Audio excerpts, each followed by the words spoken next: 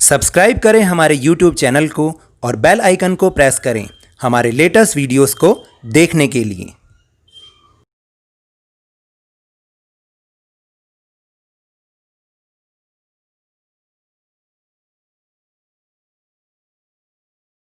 Hello and welcome to Lavneesh sir की class. आज की ये directorate of education GNCT of Delhi की वर्कशीट नंबर 24 जो कि क्लास 10th के स्टूडेंट्स के लिए है, यह भी पाठ कृषि से ली गई है जो कि भूगोल विषय का पाठ नंबर 4 है।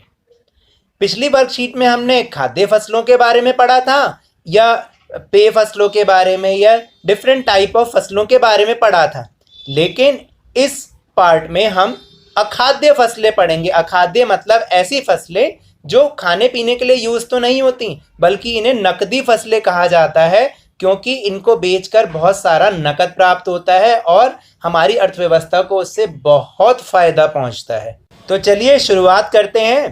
पिछली बार की तरह इसमें भी एक टेबल बनी हुई है जिसमें पहले फसल का नाम है, फिर उसको उगाने के लिए अनुकूल परिस्थितियाँ, फिर उसके मुख्य उत्पादक राज्य और उत्पादन में विश्व में भारत का स्थान। सबसे पहली फसल है रबड़। इसको उगाने के लिए जो परिस्थितियां चाहिए, भूमध्य रेखीय क्षेत्र की ये फसल है। इसे 200 सेंटीमीटर से अधिक वर्षा, 25 डिग्री सेल्सियस से अधिक तापमान और नम एवं आर्द्र जलवायु चाहिए। इसके मुख्य उत्पादक राज्य हैं केरल, तमिलनाडु, कर्नाटक, अंडमान और निकोबार द्वीप समूह और मेघालय की गारो पहाड़ियाँ, क्योंकि वहाँ पर इसी तरीके का तापमान और वर्षा मिलते हैं। विश्व में भारत में इसका स्थान, विश्व के प्रमुख उत्पादक देशों में भारत का 5वां स्थान है। चलिए अब बात करते हैं दूसरी फसल की, कपास। कपास भारत के लिए बहुत ही फायदेमंद है। इसके लिए उगाने के लिए अनुकूल परिस्थितियां क्या हैं? दक्कन पठार के शुष्कतर भागों में काली मिट्टी इसके उत्पादन के लिए सबसे उपयुक्त मानी जाती है। उच्च तापमान, हल्की वर्षा, 210 पाला रहित दिन और खिली धूप की बहुत ज़्यादा आवश्यकता होती है। फिर इसके मुख्य उत्पादक राज्य हैं महाराष्ट्र, गुजरात, मध्य प्रदेश, कर्नाटक, तमिलनाडु, पंजाब, हरियाणा और उत्तर प्रदेश। और उत्पादन में विश्व में भारत में जो इसका स्थान है, कपास उत्पादन में भारत का विश्व में 3रा स्थान है और इसके सबसे पहले साक्ष्य सिंधु घाटी सभ्यता से मिलते हैं।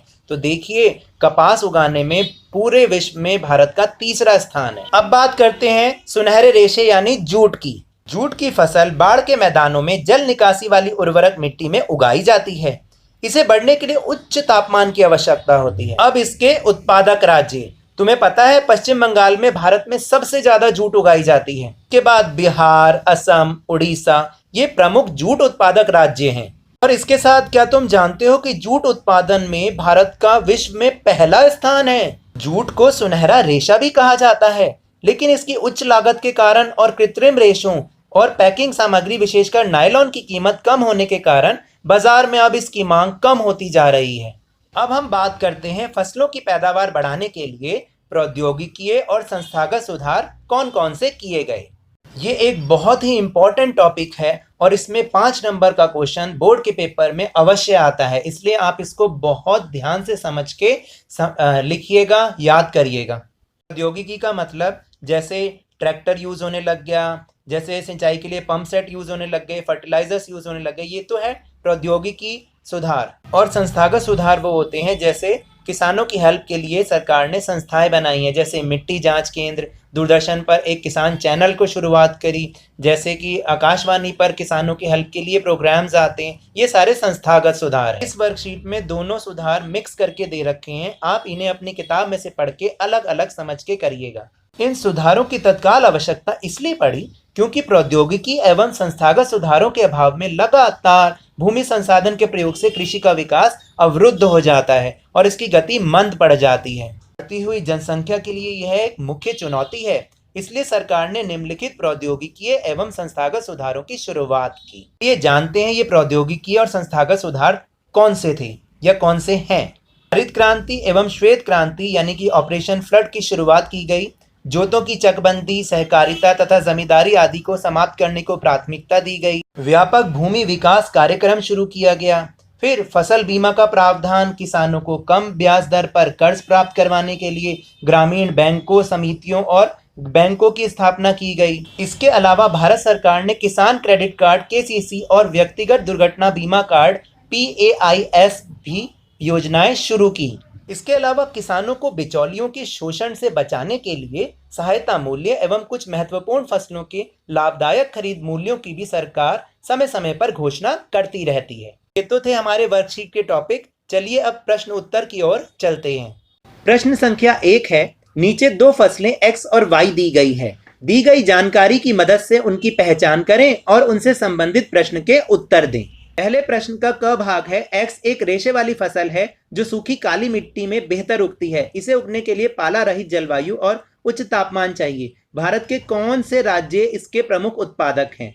इसका उत्तर है, फसल का नाम तो है कपास और उसके जो उत्पादक राज्य हैं वो है महाराष्ट्र, गुजरात, मध्य प्रदेश, कर्नाटक, आंध्र प्रदेश और तमिलनाडु। अब है प्रश्न 1 का ख भाग।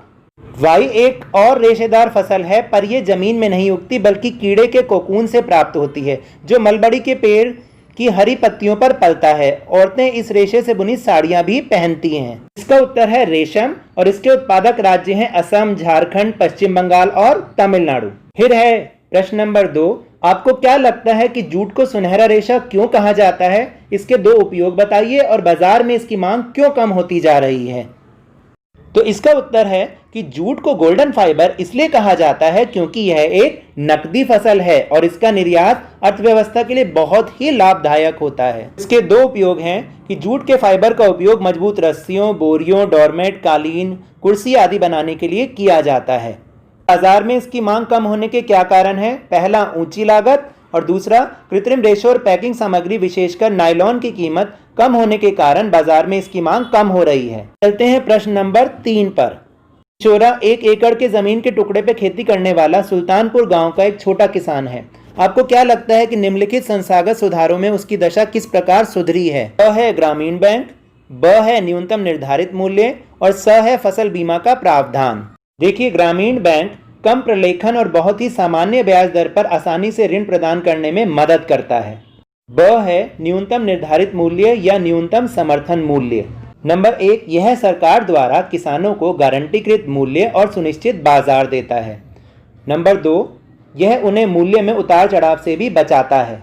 फसल बीमा का प्रावधान, फसल बीमा किसानों को फसलों को होने वाले नुकसान या क्षति से बचाता है। थी आज की वर्कशीट। तो मेरे इस तरह समझाने से अगर आपको थोड़ा सा भी समझ में आया हो तो इस चैनल को ज़्यादा से ज़्यादा सब्सक्राइब कीजिए, लाइक कीजिए और शेयर कीजिए और मेरे साथ इसी तरह वर्कशीट को समझते रहिए व ध्यान लगाकर पढ़ते रहिए।